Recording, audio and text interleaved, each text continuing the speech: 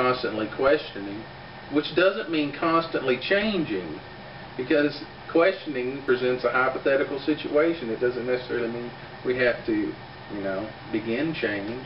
Right. But that's the fear. Yeah. Really, the movie to me is about Davis. Really? Yeah, I think it is. I think But he's the character. struggle? The inner struggle between, because he starts out as an atheist. He starts out as a slave who listens to these lectures, learns this philosophy and what she's teaching the class, and then makes the model and shows that he has this ability to comprehend this stuff, and if given the chance, he could become something very, you know, an awesome force. But of course he's not. He's held back by slavery, which he's held back from that intellectual pursuit as well as his love for her. Well, we don't want to write too much of the American slavery experience back on the ancients. I mean, they had intellectual slaves back then. It wasn't unusual for a Roman to have a Greek slave who was fluent in all the classics and to tutor their children. He was still property of the Roman citizen, but it was very intellectual at the same time. So an intellectual slave was not an unknown commodity in the Roman Empire. I'm not trying to suggest that it was uncommon. What I'm trying to show is what was holding him back, which was part of what prompted him to seek out Christianity. And one of the things, I mean, he was not a student of hers. He stood there and picked things up and all this stuff. He was not a student, and he was not on her level or their level, and he knew that. And part of that is what pushes him into Christianity, which is, I think, is an overall theme that the movie is looking into, is not only what promotes the advent or taking on of a religious doctrine, but what causes that. For him, it was a lack of power. And I think there are a lot of ties you can look at between Islamic fundamentalist recruitment of these young men, like Davis was at the time, and what he's actually going through. This lack of power, this lack of sexual satisfaction. You know, he's frustrated, as well as Orestes, with her. He can't have her. He's her slave. He has no access. I'm frustrated that I can't have her. Exactly. But you don't go out and join a religion in order to gain power so that you can release this, or to show that you're a real man to her, like Orestes does, or something like that. Or you're just upset. Yeah. Well, I wasn't clear on Davis's motivations. It wasn't clear to me why he became a Christian. And you know, maybe your insights on that are finer than mine, because I really couldn't figure out what was driving him towards the Christian faith. I assume that he was taken with their manner of speaking, their boldness, their public proclamations, and importantly, their concern for the poor and the downtrodden, which they evidently were. And the movie, this is why I don't think the movie is anti-Christian. It seems to say something good and bad about everyone involved. It seems to show two sides to everything. It shows the Christians as back then being much more like the Salvation Army today than your average megachurch, which is concerned merely with its next building project. Yeah, exactly, because when he first encounters it, because I think he's an atheist in the beginning, like her, and when he first encounters Christianity, it's with the one guy, I can't think of his name, with a gap between his teeth, but he takes him to share the bread he's going to take home to her, Hypatia, and to give it to all those poor people. This is the fellow who walked on the fire. On the fire, right. He's the one that did the fire and didn't burn. But he, you know, and he's breaking bread and he's giving it to all these poor people, and this guy is telling him, this is a miracle.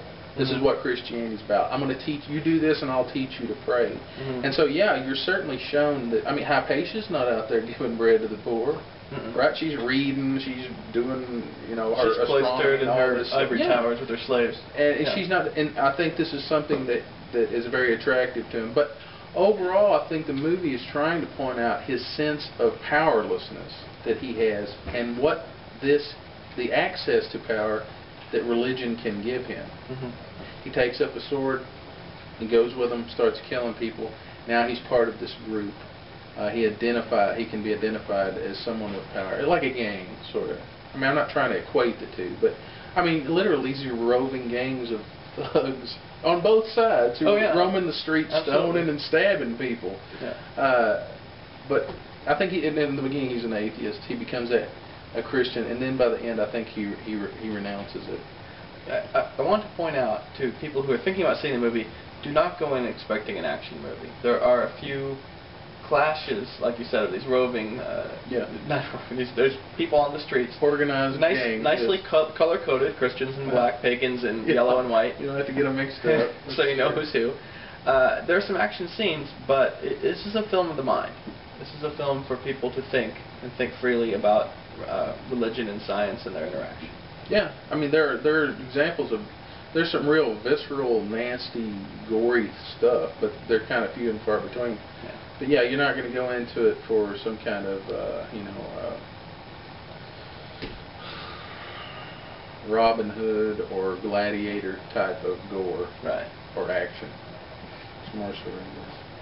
But I think that by the end, to get back to the question, extremely ironic Christ figure. She's a Christ figure in a sense, yeah. She is the only Christ-like person, one of the few. She doesn't get anger. She forgives. You're right. She's chaste. Alas, yeah. She's also chaste by those two. Exactly. Right. She's chaste about it. And by the end, she is ironically killed by Christians and sacrificed for heresy and for giving counsel to the prefect. Which, after the bishop reads Timothy, that part in Timothy about women being submissive to men, he does that on a political strategy to take power away from Orestes, and Orestes is forced to sort of denounce Hypatia because she's a woman who knows what's going on and can give him counsel. I guess we should bring up that there's a feminist. Yes, very strong. Yeah, a strong feminist strand or undercurrent to the movie. Even back in the classical world, before Christianity took over the Roman Empire, women were not generally in positions of power and teaching authority as nearly as much as men. So Hypatia was outstanding even in pagan culture. But then we saw she went from being outstanding to completely unacceptable as the Christians took over the Roman Empire. Yeah. Which is, tragic, really. I would like to. We didn't really answer the question, why is the film called Agora and not Hypatia? Well, what is an agora? What is an agora? It's an open forum. It's an open forum. For? Well, for lots of things. For discussion, debate, sport. Market. It's a general market, right, to sell goods. And so you see all of that stuff. That's where one of the first acts of violence take place, where the guy's burned. And Hypatia's father goes back and says, all of his slaves asked him if they're Christians. He said they burned a pagan in the Agora today. But yeah, it stands for a marketplace of ideas, sort of a free market. Right. That's what it comes down to, is the marketplace of ideas.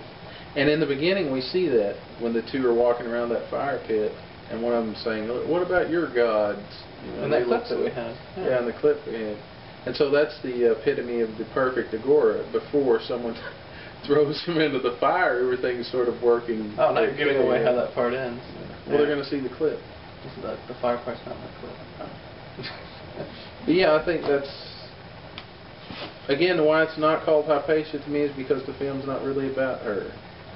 It's about this idea of fundamentalism taking over a free market of ideas, or skepticism, or pursuing science and knowledge and furthering science, and how fundamentalism in general, not just religion but any kind, which usually takes the form of, curtails that. Yeah, in any good movie about fundamentalism squelching the free marketplace of ideas, there's going to be a book burning at some point. Exactly. A scroll burning. I found that funny. I found that kind of funny. Well, I've got to get going. I've got stuff to do. Really interesting. Why don't you get out of my house? Okay, this has been our review of Agora. I hope you liked it. Oh.